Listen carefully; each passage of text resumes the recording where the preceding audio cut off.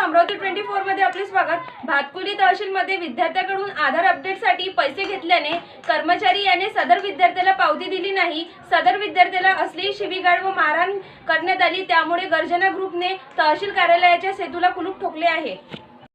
भातकुली तहसीलमध्ये संजित गायकवाड वय 19 हा विद्यार्थी आधार अपडेटचा फॉर्म घेण्याकरिता गेला असता त्याला त्या शासनाकडून निशुल्क असलेल्या फॉर्मचे पैसे मागितले।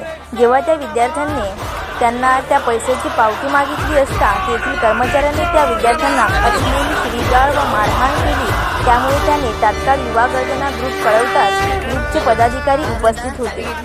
गर्जना ग्रुप महाराष्ट्र राज्याच्या वतीने निषेध म्हणून तहसील ऑफिसच्या सेतूला कुलूप ठोकले।